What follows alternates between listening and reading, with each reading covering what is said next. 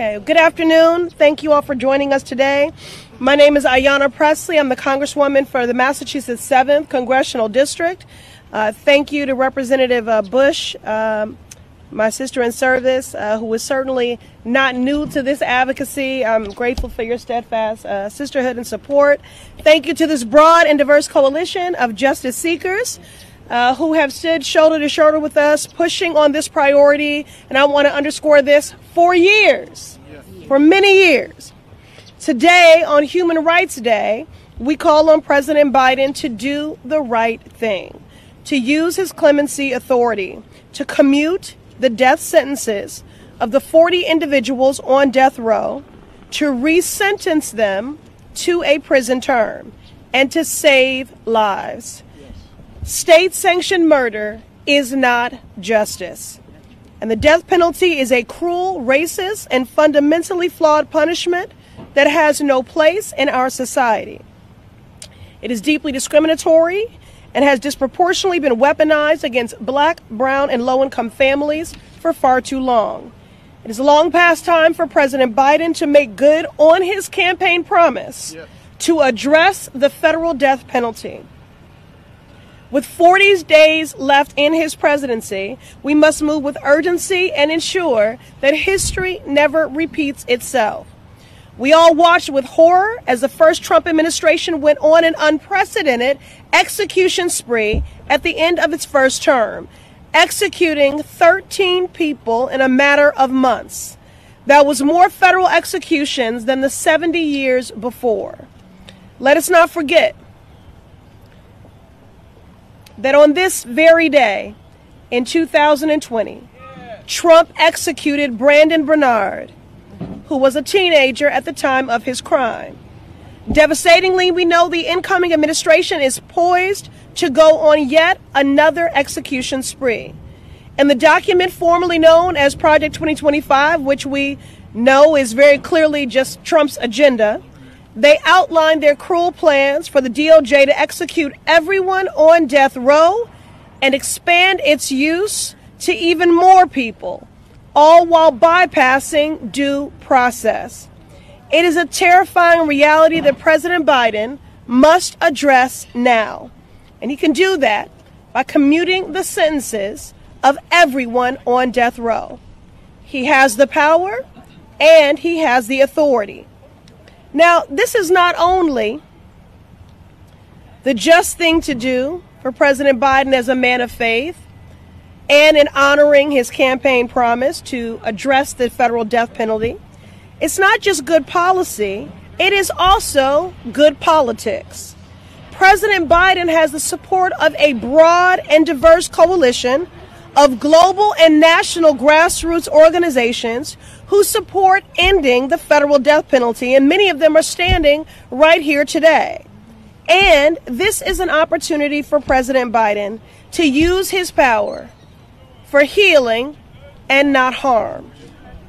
And we cannot stop there. Congress must also pass my bill with Senator Dick Durbin to abolish the federal death penalty once and for all.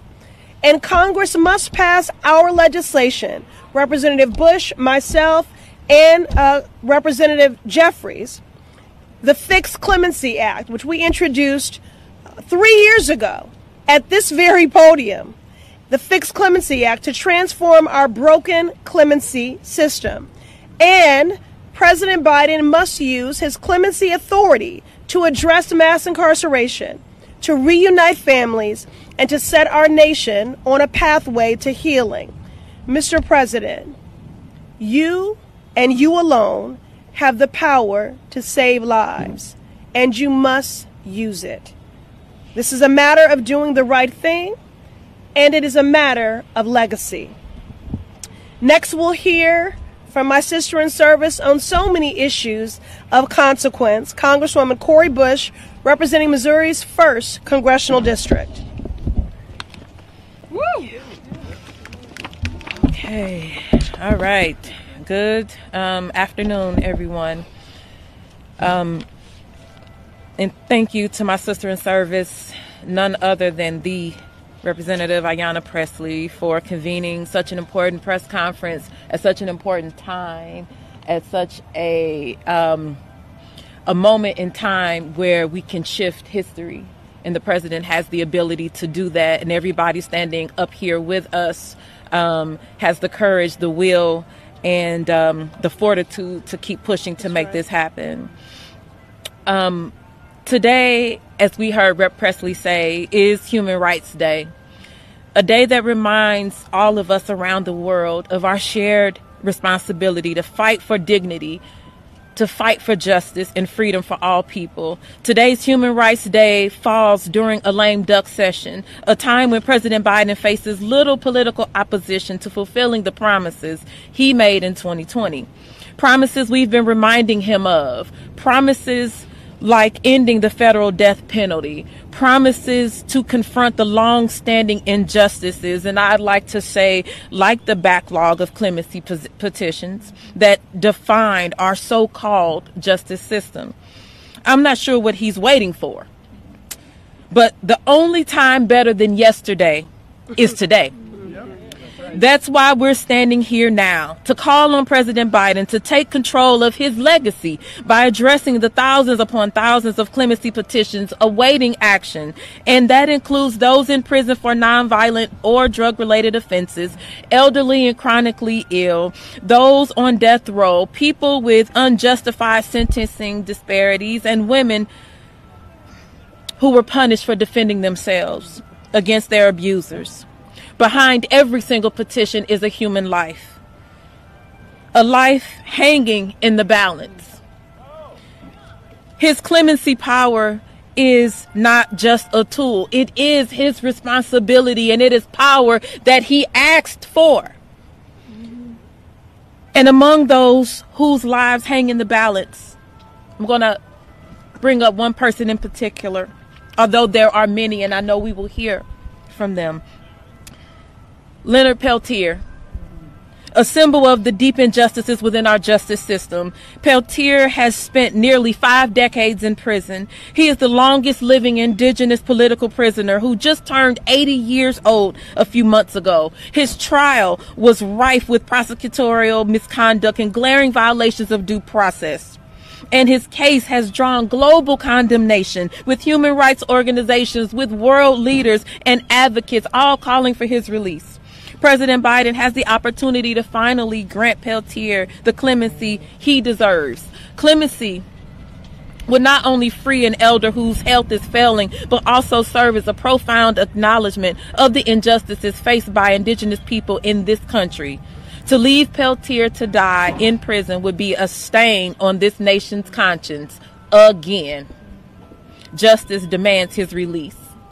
President Biden must also commute the sentences of all 40 individuals on federal death row, because state-sanctioned murder, as we just heard from my sister in service, isn't justice.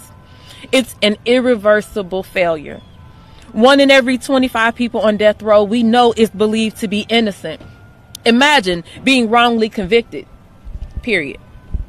Imagine then being sentenced to die for a crime you didn't commit. 1 innocent life taken is one too many. If even 1 innocent person is executed by the state, the system is broken, and that singular failure ought to demand an entire reckoning. But we also say even 1 life, regardless, is one too many. We remember the Trump administration's 2020 execution spree. It was a spree. It was this horrifying display of state violence that shocked the world. And now Trump's Project 2025 agenda, it openly calls for expanding the death penalty by bypassing due process and executing even more people. We cannot allow history to repeat itself. The federal death penalty is a barbaric, inhumane practice, most often weaponized against the most vulnerable among us. And let's be clear, the history of this country is one where our carceral system has disproportionately targeted, arrested, and harshly sentenced Black and brown people. The overwhelming majority of people on death row are Black and brown. Too often, Black and brown communities suffer the most from both the death penalty and harsh sentencing laws. It's essential that we right those systemic injustices, and President Biden should use his executive power to do it. President Biden has the power to save lives, power to reunite family, and prevent 40 more people from being executed by the next administration. broad coalitions of national and grassroots organization. Those folks standing right here are ready to stand with him. We as members of Congress also are ready to stand with him should he decide to do this, and he should. Because justice is not about punishing people. It's about restoring humanity and dignity. It's a belief in second chances. President Biden has a chance to choose healing over harm, compassion over cruelty. He must keep his promise to end the death penalty. And let me say this, Missouri has been, I have to shout out Missouri, has been at the forefront of this fight, including with my Missourians Against the Death Penalty family who's here today, Michelle Smith, as we have been calling for clemency and to end the death penalty at the state level. We understand President Biden must keep his promise. He can commute the sentences of all those on federal death row. Lives depend on it. History will remember what you do, what you choose to do. And remember, this is a choice. This is a choice to save lives or a choice to decide that you just won't. Next, I will call up Cynthia Roseberry from the ACLU.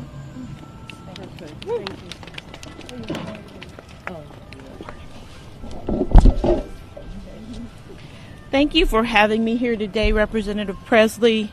Your work to abolish the federal death penalty gives us strength in the moments like these. Thank you also, Representative Bush, for your good work. As we get closer to a second Trump administration that has plans to go on and execute another execution spree, we call on President Biden to change the course of history and establish a lasting legacy of racial justice by commuting the sentences of those on federal death row. We've long known about the racial disparities in the use of capital punishment in the United States, from the death penalty's racist roots that are deeply intertwined with our dark history of racial terror and lynchings, to the current undeniable racial disparities of those who are sentenced to death. Black adults represent 11.7% of the population, but 38% of people on federal death row. Over half of those on death row are people of color. Further, when Donald Trump went on his execution spree in the final 6 months of office, a time in which he executed more people than the previous 10 administrations combined, over half of the people he executed were people of color. Racial discrimination permeates every single stage of the criminal legal process, and the federal death penalty is no exception. Black people are more likely to be charged and arrested and sentenced to death, and more likely to be executed, more likely to be excluded from the juries that decide their fates, and more likely to suffer a botched execution, and more likely to be falsely convicted and sent to death row. There are black men on federal death row who were sentenced by all-white juries across the United States. 200 people have been exonerated from death row, and the vast majority of those wrongfully convicted are people of color. I want all of us to take a moment to let that sink in. What would your life look like if you were condemned to die, Representative Bush, for something you didn't do, right? Your death sentence facilitated by persistent racism in a criminal legal system that we know is flawed. Imagine the lives taken on death row before they can be proven innocent. That's not something we can continue to allow. President Bush must live up to his commitment to racial justice. President Biden, thank you. President Biden, right? Thank you so much. Must live up to his commitment to racial justice and his promise to abolish the federal death penalty. He can do so by commuting the sentences of the men on death row. We come together today to call on President Biden to use his constitutional authority to spare the lives of 40 men, and in the spirit of Dr. Martin Luther King Jr., bend the moral arc of the universe towards justice. I now leave you with Abraham Bonowitz. Thank you. Thank you. Oh, yes, I was looking for you. Okay.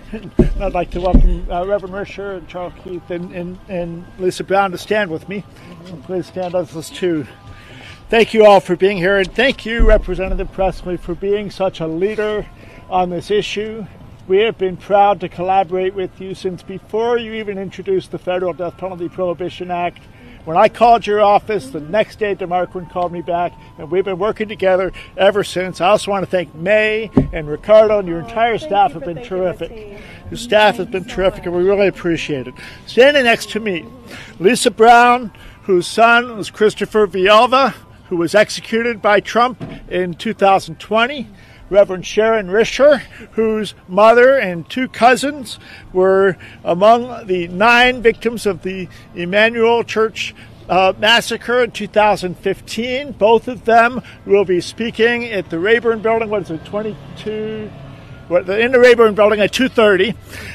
So please come and hear their stories then. Reverend Risher is my boss, the chair of the board of Death Penalty Action, and also behind me our Impacted Communities liaison, Charles Keith, whose brother was once 13 days from execution, and another brother, his murder remains unsolved. 4 years ago today, they executed Brandon Bernard. I was here with a bunch of us at Black Lives Matter Plaza when that execution was scheduled. They had a big crowd in Terre Haute. The next day, 4 years ago from tomorrow, Alfred Bourgeois was executed, and nobody was talking about it. The execution crowd, the protest there was much smaller. And it was a month later when I found out that actually he had a credible innocence claim. And nobody is talking about it. They're still not talking about it. Please visit alfredbourgeois.com and learn about that case, and the question has to be, how many more are going to get executed and they're not even talking about their innocence? And we have to do something about procedural bars. It's a whole other thing. Death penalty action was started in 2017 when Donald Trump was inaugurated. A whole bunch of us were over there under that lie that's carved into the face of the U.S. Supreme Court building, equal justice under law, and we were arrested for protesting. And on our way home, Donald Trump was being inaugurated here, and we knew that federal executions were coming up. We protest every single execution that happens in this country, every time, innocent or guilty. That's right. And we know that if President Biden doesn't act, whoever he leaves on death row is there for Donald Trump to execute. So today, Death Penalty Action delivered our letter, which has more than 430 organizations signed onto it in support of repealing the death penalty, which President Biden can't do on his own. He needs a bill to sign. But what he can do is commute all these death sentences. And what he did do, and I want to applaud him for that, he has appointed an attorney general who has not sent him any execution dates. And that was enough to stop that execution spree. Today at 11 o'clock this morning, we started on the ellipse where you could see the White House before us, and we launched the calling hours. You can call the White House from 11 to 3 p.m. on Tuesday, Wednesday, and Thursday. And that's what we're asking people to do, is call the White House 11 to 3 p.m. from on Tuesday, Wednesday, and Thursday, and ask the president to commute these sentences. So please make sure to do that. If, as I said, if President Trump doesn't commute these death sentences, then he is preparing Donald Trump to conduct what could be the largest set of mass executions since the Indian Wars. That's what we should be prepared to do, and that's what he's promised to do, and we should believe him on that promise. So please act now, President Biden.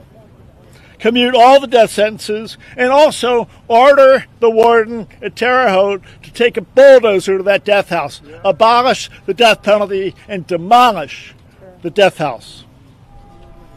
I also want to just thank everybody and applaud the Journey of Hope from Violence to Healing people and L'Chaim, Jews Against the Death Penalty, that are here standing with us, and so many others that have come out today. Thank you all. And next is our friend Benga. Am I saying that right? Yes, Benga Kinaba. Thank you. writer, actor, and ambassador so for the Free Billy Allen campaign.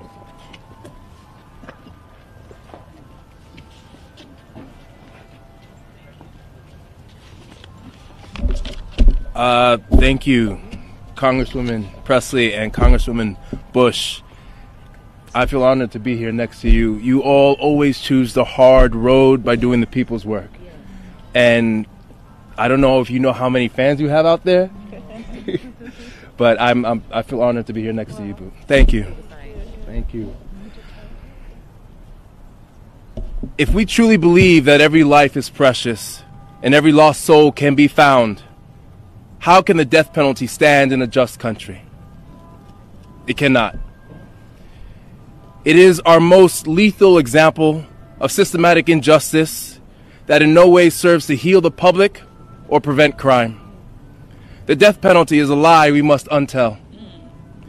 The United States maintenance of a death row program is nothing more than a national kill list produced by a society that preaches equality at every turn but falls short, particularly in our criminal justice system.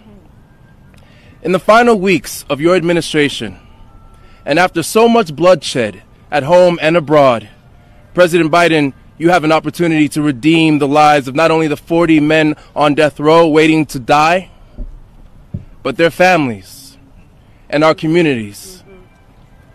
A nation that continues the barbarity of executing its own citizens, despite its disproportionately racist applications, betrays all its citizens by violating its sworn promise to protect and guarantee the rights of life and liberty.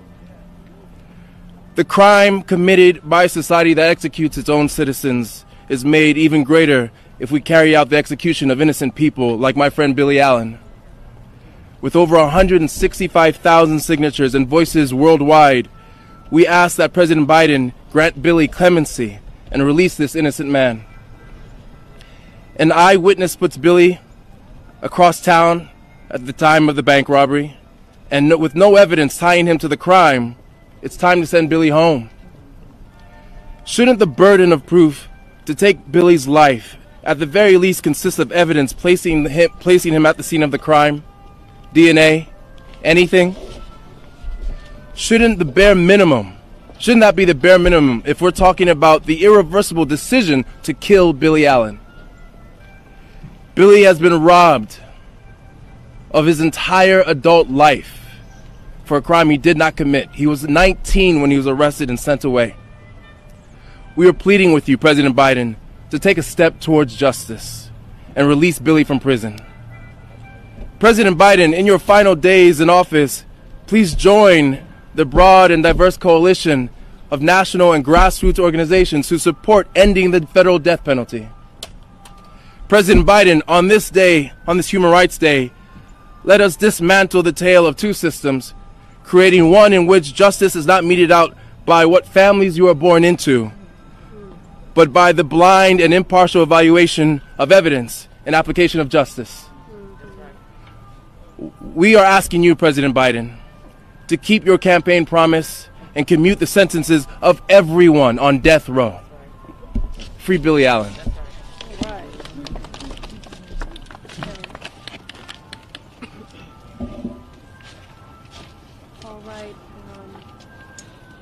And next, I do want to just, as we keep the program going here, Dr. Yusuf Salaam, an exonerated member of the Central Park Five, was unable to attend today. However, his mother, Sharon Salaam, is here on his behalf. No? Okay. All right. We're nimble with this. Okay. Well, she's here in spirit. Okay. And so now we'll hear from Shuya Graham, an exonerated member of our community, who is here on behalf of Witness to Innocence.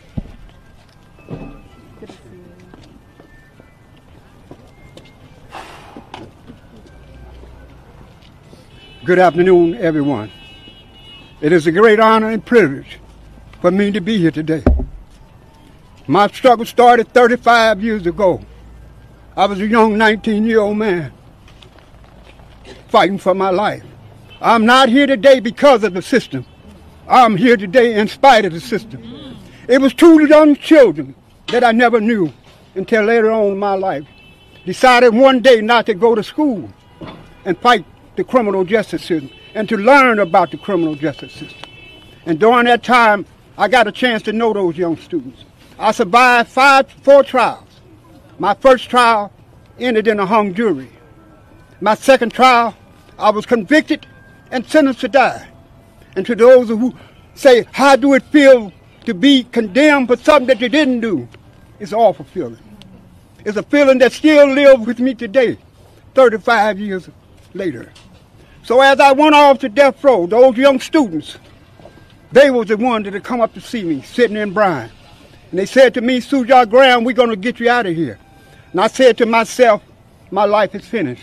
What can some young students do against the power of the state of California? Little did I know.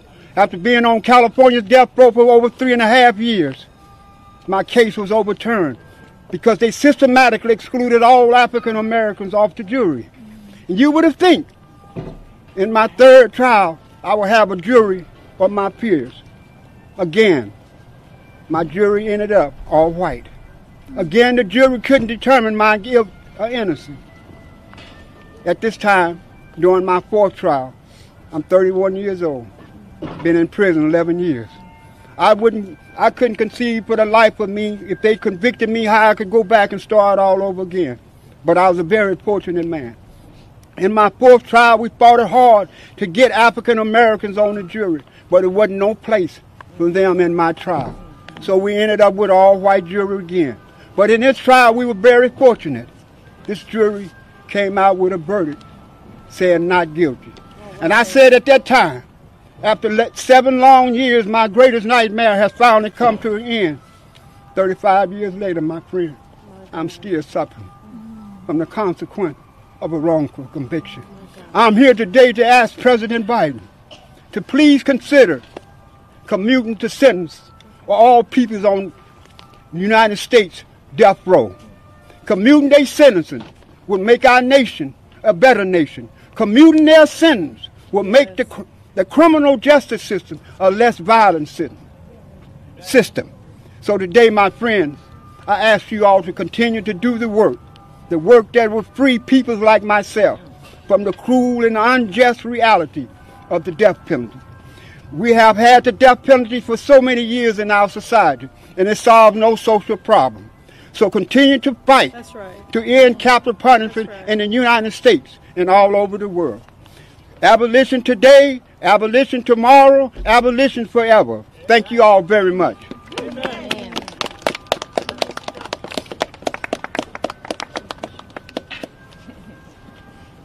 Thank you, Shia, for reminding us why we're all here today. And now, I'm sorry? Okay. Now we'll hear from Sharon Salam. No? Okay. Y'all just roll with me, okay? People are coming, so just roll with me. Now we'll hear from Shane Claiborne. We got a lot of S names here, y'all. Work with me, okay? Shuya, Sharon, Shane. We'll now hear from Shane Claiborne, author and faith leader. We thank you for your solidarity and your voice today. Okay. It's okay. I'm humbled to stand beside all these incredible friends, and at the heart of this movement is folks who have been directly impacted, like the folks we heard today. But I also speak as a Christian, as a pastor and theologian, and I just want to say one of the deeply troubling things about the death penalty is that it would not stand a chance in America without the support of Christians.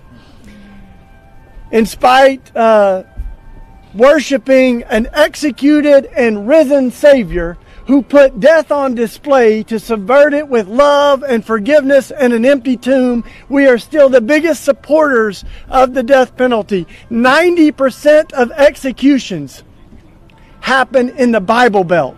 The Bible Belt is the death belt. And so if Christians like Joe Biden, like our governors and legislators, would lean into the best of their faith, they would see a Savior who we recognize and remember this month of Christmas, who said, "Blessed are the merciful, for they will be shown mercy," who said, "I did not come for the healthy, but for the sick," the one who interrupted an execution to say, let the one who is without sin cast the first stone. So this is not just a political issue. It is a spiritual and moral crisis. When I was an evangelical growing up in the Bible Belt in Tennessee, we had bracelets that said, WWJD, what would Jesus do? We know what Jesus would do.